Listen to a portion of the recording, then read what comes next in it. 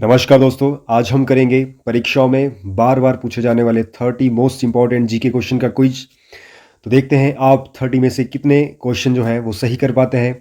और दोस्तों ये जो क्वेश्चन है ये बार बार परीक्षाओं में पूछे गए हैं और साथ ही आपकी आने वाली जो परीक्षा है जैसे एचपी पुलिस कांस्टेबल का एग्ज़ाम है, चाहे एचपी टेट का एग्ज़ाम है, चाहे अन्य कोई भी आपका हिमाचल का एग्ज़ाम है, तो उसमें ये जो क्वेश्चंस हैं काफ़ी इंपॉर्टेंट रहने वाले हैं। तो चलिए देखते हैं 30 में से आप कितने क्वेश्चन जो है इस क्विज में ठीक करते हैं। तो अपना जो स्कोर है वीडियो के लास्ट में कमेंट में ज़रूर बताइए कि आपने 30 में से कितने क्वेश्चन जो है ठीक किए हैं।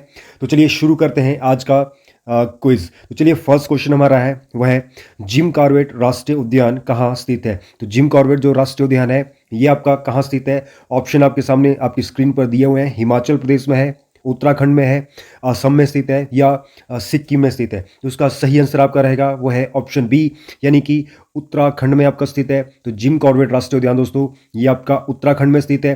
तो चलिए बात करते हैं जिम कॉर्बेट राष्ट्रीय उद्यान से संबंधित कुछ इंपॉर्टेंट फैक्ट्स की। दोस्तों इसकी स्थापना की बात की जाए तो 1936 में जिम कॉर्बेट राष्ट्रीय उद्यान की स्थापना करी गई थी और ये भारत का सबसे पहला राष्ट्रीय उद्यान था। और इसका जो पुराना नाम था वो था हैले नेशनल पार्क। और दोस्तों ये जो जिम कॉर्बेट नेशनल पार्क है यहाँ एक प्रोजेक्ट टाइगर भी शुरू किया गया था, जो कि आपका 1 अप्रैल 1973 को प्रोजेक्ट टाइगर की शुरुआत पूछा जाता है किस राष्ट्रीय उद्यान से की गई थी। तो वो जिम कॉर्बेट राष्ट्रीय उद्यान से प्रोजेक्ट टाइगर की शुरुआत की गई थी। दोस्तों एक क्वेश्चन मैं आपसे पूछता हूं वो है भारत का टाइगर मैन किसे कहा जाता है। भारत का टाइगर मैन किसे कहा जाता है। तो इसका आंसर आप कमेंट बॉक्स में जरूर दीजिएगा। तो चलिए नेक्स्ट क्वेश्चन है आपका वो है सामर झील कहाँ स्थित है। सामर झील कहाँ स्थित है। ऑप्शन आपके सामने है गुजरात में, मध्य प्रदेश, राजस्थान या जम्मू कश्मीर। तो इसका जो सही आंसर रहेगा आपका वो है राजस्थान। ऑप्शन सी का सही आंसर होगा। सामर झील आपकी राजस्थान में स्थित है। देखिए सामर झील जो है भारत की सबसे बड़ी अंतर्देशीय नमक झील है, यानी भारत के आंतरिक भाग में अगर सबसे बड़ी खारी झील या नमकीन झील की बात की जाए तो सामर झील भारत की सबसे बड़ी अंतर्देशीय यानी भारत के आंतरिक भाग में स्थित सबसे बड़ी खारे पानी की झील है। दोस्तों सामर झील जो है इसे 1990 में आर्द्र भूमि स्थलों की यानी वेटलैंड साइट्स में की जो सूची है उसमें शामिल किया गया था। अगर इसकी बात की जाए तो सामर झील जो है नमक उत्पादन के लिए प्रसिद्ध है। भारत में कुल जो नमक का उत्पादन होता है उसका जो 9% नमक का उत्पादन है अकेले सामर झील में किया जाता है। तो सामर झील राजस्थान में स्थित है। चलिए नेक्स्ट क्वेश्चन आपका जो है टॉप 30 जी के कुछ का वो है एंजल जलप्रपात कहाँ स्थित है। तो ऑप्शन आपकी स्क्रीन पर दिए हुए हैं। वेनेजुएला में है, ब्राजील में है, कनाडा में है या अमेरिका में। देखिए इसका जो सही आंसर रहेगा वो रहेगा ऑप्शन ए वेनेजुएला, यानी एंजल जो जलप्रपात है ये वेनेजुएला में स्थित है। दोस्तों एंजल जो जलप्रपात है ये विश्व का सबसे ऊंचाई पर स्थित या सबसे ऊंचा जलप्रपात है। तो क्वेश्चन पूछा जाता है कि विश्व का सबसे ऊंचा जलप्रपात कौन सा है। तो एंजल जलप्रपात जो कि वेनेजुएला में है विश्व का सबसे ऊंचा जलप्रपात है। तो 979 मीटर की ऊंचाई है। और दोस्तों ये आपका चुरुन एक नदी है, चुरुन नदी पर स्थित है। और कुछ और भी इंपॉर्टेंट वाटरफॉल है जैसे विक्टोरिया वाटरफॉल पूछा जाता है, जिम्बाब्वे में स्थित है। एक जेम्बेजी नदी है, उस जेम्बेजी नदी पर ये वाटरफॉल स्थित है और ये विश्व का सबसे चौड़ा वाटरफॉल है। और एक और वाटरफॉल है जिसका आंसर आप कमेंट बॉक्स में बताएंगे कि कहाँ स्थित है। तो मैं बात कर रहा हूँ नियाग्रा वाटरफॉल की। तो जो नियाग्रा फॉल है ये विश्व के किस देश में स्थित है। काफी इंपॉर्टेंट वाटरफॉल है, बार बार पेपरों में पूछा जाता है। चलिए दोस्तों नेक्स्ट क्वेश्चन आपका टॉप 30 जी के क्विज का है वो है निम्न में से किस नदी कौन सी नदी अरब सागर में गिरती है। ऑप्शन है आपके पास नर्मदा, गोदावरी, कावेरी या कृष्णा। तो इसका जो सही आंसर रहेगा वो है आपका नर्मदा नदी। तो देखिए नर्मदा नदी जो है ये आपका खंबात की खाड़ी अरब सागर में गिरती है। तो चलिए बात करते हैं नर्मदा नदी से जुड़े कुछ इंपॉर्टेंट तथ्यों की। देखिए नर्मदा नदी का जो उद्गम होता है वह अमरकंटक की पहाड़ियों से होता है जो कि मध्य प्रदेश में स्थित है। अरब सागर खंबात की खाड़ी में ये गिरती है। 1312 किलोमीटर इस नदी की कुल लंबाई है। दोस्तों हम बात करेंगे जबलपुर शहर की। जबलपुर मध्य प्रदेश में एक महत्वपूर्ण शहर है, किस नदी के किनारे है तो नर्मदा नदी के किनारे। चलिए गोदावरी नदी जो है ये आपका नासिक महाराष्ट्र से निकलती है, बंगाल की खाड़ी में गिरती है। दोस्तों गोदावरी नदी को वृद्ध गंगा कहा जाता है, इसको दक्षिण गंगा भी कहा जाता है। तो क्वेश्चन बहुत बार पूछा जाता है कि किस नदी को वृद्ध गंगा या दक्षिण गंगा के नाम से जाना जाता है, वो है गोदावरी नदी। देखिए कावेरी की बात करते हैं तो कावेरी नदी जो है आपकी ये ब्रह्मगिरी की जो पहाड़ियां हैं कर्नाटक में वहां से निकलती है और ये भी बंगाल की खाड़ी में आपकी गिरती है। देखिए कावेरी जो नदी है इसको दक्षिण भारत की गंगा कहा जाता है। बहुत बार प्रश्न पूछा जाता है कि दक्षिण दक्षिण भारत की गंगा किसे कहा जाता है, इस नदी को, वह है कावेरी नदी। और दक्षिणी गंगा किसे कहा जाता है, वो कहा जाता है गोदावरी को। चलिए कृष्णा नदी जो है ये आपकी महाबलेश्वर महाराष्ट्र से निकलती है और ये भी आपकी बंगाल की खाड़ी में ही गिरती है। चलिए नेक्स्ट क्वेश्चन आपका टॉप 30 जी के क्विज का, वो है सौरमंडल का सबसे गर्म ग्रह है। तो ऑप्शन आपकी स्क्रीन पे है, सौरमंडल का सबसे गर्म ग्रह है बुध, पृथ्वी, शुक्र या बृहस्पति। तो इसका जो राइट आंसर रहेगा वो है ऑप्शन सी, यानी शुक्र जो है सौरमंडल का सबसे गर्म ग्रह है। देखिए शुक्र ग्रह की बात करें तो पृथ्वी के सबसे नजदीक ग्रह शुक्र ग्रह है। शुक्र ग्रह है दोस्तों, ये आपका सौरमंडल का सबसे चमकीला ग्रह है शुक्र ग्रह। इसको भोर का तारा, सांझ का तारा या पृथ्वी की बहन भी कहा जाता है। दोस्तों सूर्य की परिक्रमा की बात करें तो ये जो शुक्र ग्रह है ये सूर्य की परिक्रमा आपका पश्चिम से पूर्व की ओर करता है। देखिए दो ग्रह ऐसे हैं, वो है शुक्र और अरुण ग्रह ऐसे हैं जो सूर्य की परिक्रमा जो है क्लॉकवाइज, यानी ये क्लॉकवाइज डायरेक्शन में घूमते हैं और सूर्य की जो परिक्रमा है ये पश्चिम से पूर्व की ओर करते हैं। इनके अलावा जितने भी ग्रह हैं वो पश्चिम से पूर्व की ओर जो है परिक्रमा करते हैं। चलिए नेक्स्ट क्वेश्चन आपका है वह है हिमाचल प्रदेश से राज्यसभा में कितने सदस्य चुने जाते हैं। ऑप्शन आपके सामने स्क्रीन पर दिए हैं 3, 4, 5, 2। तो देखिए हिमाचल प्रदेश से राज्यसभा में जो चुने जाते हैं वो 3 सदस्य चुने जाते हैं। ऑप्शन ए इसका सही आंसर होगा। देखिए हिमाचल प्रदेश में लोकसभा में पूछे जाए तो लोकसभा में 4 सदस्य चुने जाते हैं और राज्यसभा में 3 सदस्य चुने जाते हैं। बात करें कुल संसद में कितने सदस्य हिमाचल प्रदेश से चुने जाते हैं तो इसका सही आंसर रहेगा 7। तो दोस्तों मैं आपसे क्वेश्चन पूछूंगा कि हिमाचल प्रदेश से राज्यसभा में चुने गए जो प्रथम सांसद थे वह कौन थे। तो इसका आंसर जो है आप कमेंट बॉक्स में जरूर बताइएगा। नेक्स्ट क्वेश्चन है किस वर्ष हिमाचल प्रदेश उच्च न्यायालय का गठन किया गया था। तो देखिए हिमाचल प्रदेश उच्च न्यायालय का गठन है, आपके पास ऑप्शन दिए गए हैं 15 अप्रैल 1948 को, 1 नवंबर 1966 को, 25 जनवरी 1971 को या 15 अगस्त 1947 को। तो इसका सही आंसर जो रहेगा ऑप्शन सी रहेगा। तो 25 जनवरी 1971 को हिमाचल प्रदेश उच्च न्यायालय का गठन किया गया था। देखिए हिमाचल प्रदेश उच्च न्यायालय जो है उसके प्रथम जो मुख्य न्यायाधीश बनाए गए थे वो न्यायमूर्ति मिर्जा हमीदुल्ला बेग जो है हिमाचल प्रदेश उच्च न्यायालय के प्रथम जो है मुख्य न्यायाधीश बनाए गए थे। चलिए नेक्स्ट क्वेश्चन जो है वो है आपका क्वेश्चन नंबर 8, वह हिमाचल प्रदेश के किस स्थान को लिटिल तिब्बत कहा जाता है। तो देखिए यहाँ लिटिल तिब्बत की बात की गई है, तो हिमाचल प्रदेश का वह कौन सा स्थान है जिसको लिटिल तिब्बत के नाम से जाना जाता है। ऑप्शन आपके सामने है धर्मशाला, किन्नौर, लाहौल स्पीति या मैक्लोडगंज। तो इसका सही आंसर आपका रहा है वो है लाहौल स्पीति, ऑप्शन सी इसका सही आंसर रहेगा। देखिए लाहौल स्पीति को लिटिल तिब्बत कहा जाता है। और बात करें लिटिल लहासा की तो क्वेश्चन पूछा जाता है कि हिमाचल का लिटिल लहासा किसे कहा जाता है, तो धर्मशाला को लिटिल लहासा कहा जाता है। और लिटिल तिब्बत पूछा जाए तो लाहौल स्पीति को हिमाचल का लिटिल तिब्बत कहा जाता है। देखिए मैक्लोडगंज जो है धर्मशाला में वो निर्वासित जो आपकी तिब्बत की जो गवर्नमेंट है उसका उस निर्वासित तिब्बत सरकार का मुख्यालय है और दलाई लामा का निवास स्थान धर्मशाला में है। तो दोस्तों दलाई लामा भारत कब आए थे पूछा जाता है क्वेश्चन। तो देखिए 1959 को दलाई लामा जो है भारत आए थे। तो चलिए नेक्स्ट क्वेश्चन आपका है वो है भुंडा उत्सव कितने वर्षों के बाद मनाया जाता है। ऑप्शन आपके पास है 10 वर्ष, 8 वर्ष, 5 वर्ष या 12 वर्ष। तो उसका जो सही आंसर होगा वो है ऑप्शन डी 12 वर्षों के बाद। देखिए भुंडा उत्सव की बात करें तो भुंडा उत्सव जो है आपका डिस्ट्रिक्ट कुल्लू के नेरमंड में मनाया जाता है और परशुराम से ये संबंधित है। ये जो उत्सव है दोस्तों ये आपका खस जाति का नाग जाति के ऊपर विजय के उपलक्ष्य में मनाया जाता है और प्रत्येक 12 वर्षों बाद ये भुंडा उत्सव जो है मनाया जाता है। चलिए नेक्स्ट क्वेश्चन आपका है टॉप 30 जी के क्विज का, वो है हिमाचल प्रदेश की कौन सी रेल लाइन ब्रॉड गेज है। तो देखिए हिमाचल में जो रेल लाइन है ऑप्शन आपका है कालका शिमला है, उन्ना नंगल है, पठानकोट जोगिंद्रनगर है या ये सभी हैं। तो देखिए हिमाचल में 3 ही रेल लाइन है। तो ब्रॉड गेज जो रेल लाइन है वो है आपकी उन्ना Nangal rail line, option A होगा, ऑप्शन बी होगा इसका राइट आंसर। उन्ना नंगल जो रेल लाइन है ये एक ब्रॉड गेज रेल लाइन है और उसके अलावा कालका शिमला और पठानकोट जो जोगिंद्रनगर रेलवे लाइन है ये आपकी जो है नैरो गेज रेल लाइन है। तो देखिए कालका शिमला रेलवे लाइन की बात करें दोस्तों, जो कालका शिमला रेलवे लाइन है इसका निर्माण 1903 में हुआ था और इसकी जो कुल लंबाई है वो है आपकी 96.6 यानी 96.6 किलोमीटर कालका शिमला रेलवे लाइन की कुल लंबाई है। 103 इसमें जो है सुरंगें हैं, लेकिन जो वर्किंग कंडीशन में जो सुरंगें हैं वर्तमान में तो 102 सुरंगें ही वर्किंग कंडीशन में है, लेकिन जब मूलतः इसका निर्माण जब हुआ था तो 103 सुरंगें इसमें दोस्तों थी। दोस्तों ये जो कालका शिमला रेलवे लाइन है इसको टॉय ट्रेन के नाम से जाना जाता है और 2008 में इसको यूनेस्को की विश्व धरोहर स्थलों की सूची में शामिल किया गया था।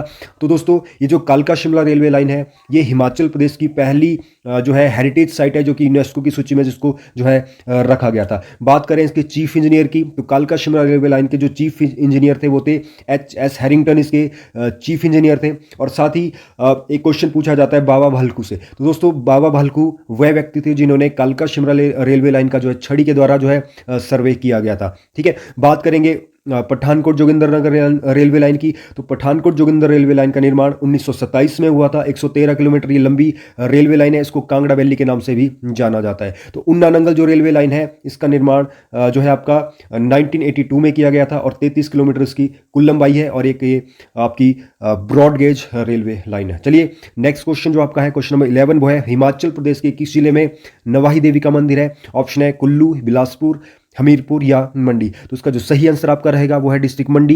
डिस्ट्रिक्ट मंडी के सरका घाट में आपका नवाही देवी का मंदिर है। ठीक है, इसको नौ भुजाओं वाली देवी जो है इसे कहा जाता है। तो नवाही देवी का मंदिर हिमाचल प्रदेश के सरका घाट जो है डिस्ट्रिक्ट मंडी में स्थित है। नेक्स्ट क्वेश्चन है धारटी और विश्वाई किस जिले की बोलियां हैं, यानी कि धारटी और जो विश्वाई है ये जो बोलियां हैं हिमाचल प्रदेश के किस जिले में बोली जाती है। ऑप्शन है आपका सोलन, शिमला, किन्नौर या सिरमौर। तो इसका जो सही आंसर है वो है आपका सिरमौर। तो धारटी और विश्वाई जो बोलियां हैं ये डिस्ट्रिक्ट सिरमौर में बोली जाती है। तो HP जो आपका जीके टॉप 30 जीके क्वेश्चन का जो क्विज है उसका जो नेक्स्ट क्वेश्चन है वो है हिमाचल प्रदेश किस वर्ष क्षेत्रीय परिषद बना था। तो ऑप्शन है आपके पास 1948 में, 1951 में, 1957 में या 1971 में। तो इसका जो सही आंसर रहेगा आपका वो है ऑप्शन सी 1957 में हिमाचल प्रदेश जो है क्षेत्रीय परिषद का दर्जा हिमाचल प्रदेश को दिया गया था। और हिमाचल प्रदेश में जो 43 सदस्य क्षेत्रीय परिषद बनाई गई थी तो क्षेत्रीय परिषद हिमाचल प्रदेश के जो पहले अध्यक्ष बनाए गए थे वो थे ठाकुर करम सिंह, क्षेत्रीय परिषद के पहले अध्यक्ष थे। और हिमाचल प्रदेश में जो है दोस्तों 1957 से लेकर 1963 तक जो है क्षेत्रीय परिषद रही थी। तो क्षेत्रीय परिषद के जो प्रधान बनाए गए थे वो ठाकुर करम सिंह बनाए गए थे। तो ये भी काफी इंपॉर्टेंट क्वेश्चन दोस्तों जो है रहता है। नेक्स्ट क्वेश्चन है आपका वो है साचा चोटी हिमाचल प्रदेश के किस जिले में स्थित है। तो ऑप्शन है आपका मंडी, कुल्लू, चंबा या कांगड़ा। तो साचा चोटी जो है वो डिस्ट्रिक्ट कुल्लू में स्थित है। ऑप्शन बी होगा इसका राइट आंसर। दोस्तों हिमाचल प्रदेश की सबसे ऊंची चोटी कौन सी है। तो इसका जो सही आंसर है वो है शिला, 7026 मीटर की ऊंचाई है। जिला किन्नौर में ये जो चोटी जो है स्थित है। मंडी जिला की जो हाईएस्ट माउंटेन पीक है वो कौन सी है दोस्तों, वो है नागरू चोटी, मंडी की हाईएस्ट माउंटेन पीक है। और उसके अलावा कांगड़ा की जो हाईएस्ट पीक है वो कौन सी है। तो कांगड़ा की सबसे ऊंची चोटी है आपकी वो है हनुमान टिब्बा, 5860 मीटर जिसकी ऊंचाई है दोस्तों। ठीक है, चंबा की जो सबसे ऊंची चोटी है वो कौन सी है, वो है इंद्रासन चंबा की सबसे ऊंची चोटी है। ठीक है, नेक्स्ट क्वेश्चन आपका है वो है निम्न में से कौन कांगड़ा के ज्वालामुखी मंदिर से 1300 संस्कृत की पुस्तकें फारसी में अनुवाद करने के लिए ले गया था। ऑप्शन है मोहम्मद गजनबी, तैमूर लंग, मोहम्मद बिन तुगलक या फिरोज शाह तुगलक। तो इसका जो सही आंसर है वो है ऑप्शन डी फिरोज शाह तुगलक। देखिए 1361 में यानी 1361 में फिरोज शाह तुगलक ने जो है कांगड़ा के नगरकोट पर आक्रमण किया था और कांगड़ा के ज्वालामुखी मंदिर से 1300 संस्कृत की पुस्तकें जो है फारसी में अनुवाद करने के लिए ले गया था। कौन ले गया था, फिरोज शाह तुगलक। तो फिरोज शाह तुगलक ने 1361 में कांगड़ा पर आक्रमण किया था और फिरोज शाह तुगलक के समय कांगड़ा का जो शासक था वो थे रूपचंद। दोस्तों बात करेंगे महमूद गजनबी की। तो महमूद गजनबी ने 1009 ईस्वी में कांगड़ा के नगरकोट पर आक्रमण किया था। तो उस समय कांगड़ा के जो शासक थे वो थे जगदीश चंद। तो बात करें तैमूर की तो तैमूर ने 1398 में शिवालिक पहाड़ियों पर आक्रमण किया था। ठीक है, और बात करें मोहम्मद बिन तुगलक की तो मोहम्मद बिन तुगलक ने 1337 ईस्वी में कांगड़ा पर आक्रमण किया था, नगरकोट पर आक्रमण किया था। उस समय जो कांगड़ा के राजा थे वो थे पृथ्वीचंद। चलिए नेक्स्ट क्वेश्चन जो है आपका क्वेश्चन नंबर 16 वो है हिमाचल प्रदेश उच्च न्यायालय की प्रथम महिला मुख्य न्यायाधीश कौन थी। तो उसके ऑप्शन आपके सामने है लीला सेठ, शीला कौल या फातिमा बीबी। तो उसका जो सही आंसर होगा वो है आपका लीला सेठ जो है हिमाचल प्रदेश उच्च न्यायालय की पहली महिला मुख्य न्यायाधीश थी। तो 1993 में जो है ये हिमाचल प्रदेश उच्च न्यायालय की पहली महिला मुख्य न्यायाधीश जो है बनी थी। नेक्स्ट क्वेश्चन है आपका हिमाचल प्रदेश उच्च न्यायालय का गठन किस वर्ष किया गया था। तो ये क्वेश्चन रिपीट हो गया दोस्तों। तो 25 जनवरी 1971 में हिमाचल प्रदेश उच्च न्यायालय का जो है गठन किया गया था। नेक्स्ट क्वेश्चन है बुढ़ाहा किस जिले का प्रसिद्ध लोक नृत्य है। तो देखिए बुढ़ाहा जो लोक नृत्य है आपके पास ऑप्शन है चंबा, सिरमौर, शिमला या सोलन। तो उसका जो सही आंसर रहेगा वो है आपका डिस्ट्रिक्ट सिरमौर, यानी बुढ़ा जो एक लोक नृत्य है वो जिला सिरमौर का लोक नृत्य है। दोस्तों मैं क्वेश्चन पूछता हूं कि वो है झांझर ठीक है। झांझर जो है वो किस जिले का प्रसिद्ध लोक नृत्य है? तो झांझर जो है वो चंबा का एक प्रसिद्ध लोक नृत्य है। और बूढ़ा बूढ़ा आपका सिरमौर का एक लोक नृत्य है। लुड्डी किस जिले का लोक नृत्य है? लुड्डी दोस्तों डिस्ट्रिक्ट मंडी का एक प्रसिद्ध लोक नृत्य है। चलिए नेक्स्ट क्वेश्चन आपका है वो है हिमाचल प्रदेश के पहले विक्टोरिया क्रॉस पुरस्कार विजेता थे। तो ऑप्शन है भंडारी राम, जमादार लाला राम, सोमनाथ शर्मा या इनमें से कोई नहीं। तो इसका जो सही आंसर रहेगा वो है आपका मेजर जनरल भंडारी। तो मेजर जनरल भंडारी आपके हिमाचल प्रदेश के प्रथम विक्टोरिया क्रॉस विजेता है। तो प्रथम विश्व युद्ध के दौरान इनको ये पुरस्कार दिया गया था। और बात करें दूसरे विक्टोरिया क्रॉस विजेता की तो वह जमादार लाला राम, ये आपके दूसरे विक्टोरिया क्रॉस विजेता हिमाचल प्रदेश के हैं और इनको ये पुरस्कार जो दिया गया था दूसरे विश्व युद्ध के दौरान दिया गया था। और बात करें मेजर सोमनाथ शर्मा की दोस्तों, तो ये भारत के पहले परमवीर चक्र पुरस्कार विजेता है मेजर सोमनाथ शर्मा, जो कि हिमाचल प्रदेश के डिस्ट्रिक्ट कांगड़ा के जो है संबंधित थे। नेक्स्ट क्वेश्चन है आपका सूचना का अधिकार नियम यानी आरटीआई भारत में कब लागू हुआ था? ऑप्शन है आपके पास 2001 में, 2003 में, 2005 में या 2006 में। तो इसका जो सही आंसर है दोस्तों वो है ऑप्शन सी 2005 यानी कि 12 अक्टूबर। ठीक है, 12 अक्टूबर 2005 को भारत में सूचना का अधिकार नियम यानी आरटीआई जो एक्ट है ये लागू हुआ था। काफी बार ये क्वेश्चन जो है आपसे पूछा जाता है। नेक्स्ट क्वेश्चन आपका है वो है निम्न में कौन सी नदियां भ्रंश घाटी का निर्माण करती है? यानी भारत की ऐसी कौन सी नदियां हैं जो भ्रंश घाटी का निर्माण करती है, रिफ्ट वैली बनाती है? ऑप्शन है कृष्णा कावेरी, नर्मदा तापी, गंगा यमुना या गंगा ब्रह्मपुत्र। तो उसका जो सही आंसर है वो है नर्मदा और तापी नदियां जो है ऑप्शन 20 का राइट आंसर होगा। तो नर्मदा और तापी नदियां जो है भारत की दो ऐसी नदियां हैं जो भ्रंश घाटियों का जो है निर्माण करती है।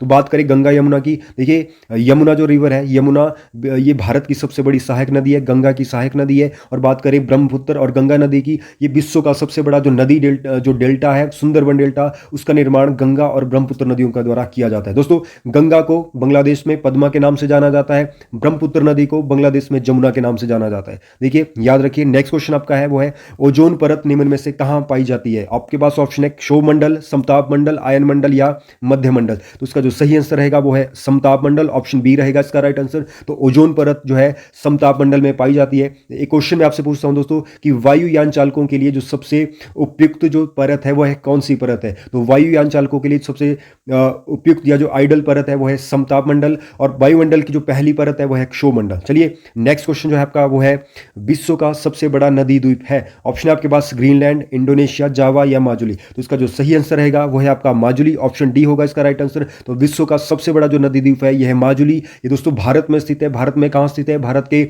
असम जो राज्य है वहां स्थित है और ब्रह्मपुत्र नदी पर यह बना है दोस्तों।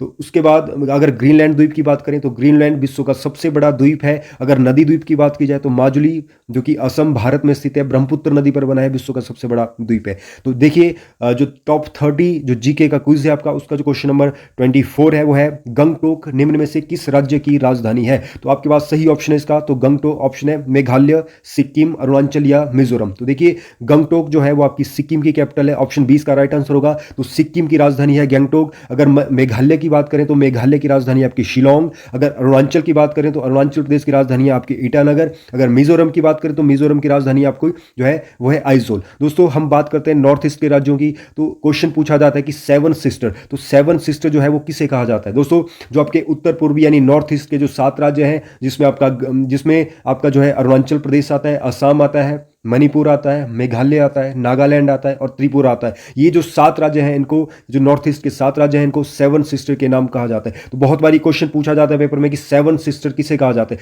तो आपके पूर्वोत्तर भारत के यानी नॉर्थ ईस्ट के जो 7 राज्य हैं ये आपके सेवन सिस्टर के नाम से जाने जाते हैं। नेक्स्ट क्वेश्चन है क्वेश्चन नंबर 25, वो है विश्व के किस महाद्वीप में एक भी ज्वालामुखी नहीं है? तो ऑप्शन है आपके पास यूरोप, अफ्रीका, अंटार्कटिका या ऑस्ट्रेलिया। तो इसका जो सही आंसर है वो है ऑस्ट्रेलिया। तो दोस्तों ऑस्ट्रेलिया एकमात्र ऐसा महाद्वीप जहां एक भी ज्वालामुखी नहीं है। तो दोस्तों मैं बात करूंगा विश्व का सबसे बड़ा महाद्वीप कौन सा है? तो एशिया विश्व का सबसे बड़ा महाद्वीप है। अफ्रीका महाद्वीप जो है इसे अंध महाद्वीप के नाम से जाना जाता है। चलिए नेक्स्ट क्वेश्चन आपका क्वेश्चन नंबर 26 है, वो है किस देश को झीलों का देश कहा जाता है? ऑप्शन है कनाडा, फिनलैंड, ब्राजील या थाईलैंड। तो इसका जो सही आंसर है वो है फिनलैंड, ऑप्शन 20 का राइट आंसर होगा। तो फिनलैंड को जो है झीलों का देश कहा जाता है। ब्राजील को क्या कहा जाता है? ब्राजील को कहवा का पात्र कहा जाता है, क्योंकि जो कॉफी है जिसको कहवा भी कहा जाता है, तो कॉफी का सर्वाधिक उत्पादन विश्व में ब्राजील में होता है। और थाईलैंड की बात करें तो थाईलैंड को सफेद हाथियों का देश कहा जाता है। दोस्तों नेक्स्ट क्वेश्चन है आपका क्वेश्चन नंबर 27, वो है भारत और चीन के बीच सीमा सीमा रेखा है? तो आपके पास ऑप्शन है रेड क्लिफ, मैकमोहन, डूरंड या जीरो लाइन। तो भारत और चीन के बीच की जो सीमा रेखा है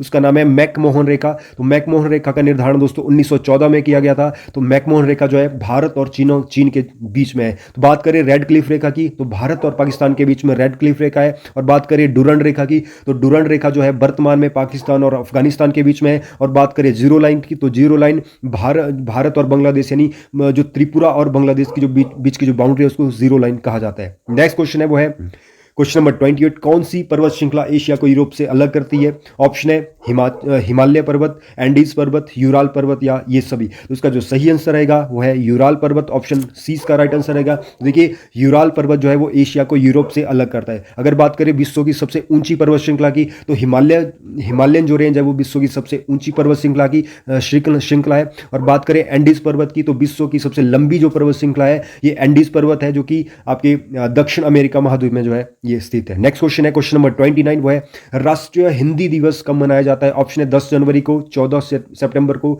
14 दिसंबर को या 10 दिसंबर को। देखिए तो राष्ट्रीय जो हिंदी दिवस है ये मनाया जाता है आपका जो है 14 सितंबर को। तो 14 सितंबर को राष्ट्रीय हिंदी दिवस मनाया जाता है, क्योंकि दोस्तों 14 सितंबर 1949 को जो है हिंदी को हमने अपनी राजभाषा के रूप में स्वीकार किया था और संविधान में इसको शामिल किया था। तो आर्टिकल 343 में इसका उल्लेख आता है, भाग 17 संविधान का है। दोस्तों अगर बात करें विश्व हिंदी दिवस की, तो 10 जनवरी को जो है विश्व हिंदी दिवस मनाया जाता है। तो चलिए आज का जो टॉप 30 जीके क्विज था, तो उसका लास्ट क्वेश्चन है वो है मछियाल झील हिमाचल प्रदेश के किस जिले में स्थित है? तो मछियाल झील की बात करें मंडी, कांगड़ा, कुल्लू, चंबा। तो उसका जो सही आंसर रहेगा वो है ऑप्शन ए, डिस्ट्रिक्ट मंडी के जोगिंदरनगर में स्थित है मछियाल झील। दोस्तों अगर बात करें पौंग झील की, जिसे महाराणा प्रताप सागर के नाम से जाना जाता है, डिस्ट्रिक्ट कांगड़ा में स्थित है। तो बात करें अगर दशहर झील की, तो दशहर झील डिस्ट्रिक्ट कुल्लू में स्थित है। अगर बात करें आपकी गढ़ासरू झील की, खजियार झील की, ठीक है, कालिका झील की, चंद्रगुप्त झील की, तो ये झीलें आपकी डिस्ट्रिक्ट चंबा में स्थित है। तो ये था आज का टॉप 30 जीके क्विज। तो आई होप आपको ये पसंद आया होगा। अगर पसंद आया होगा तो चैनल को लाइक कीजिए, सब्सक्राइब कीजिए। धन्यवाद।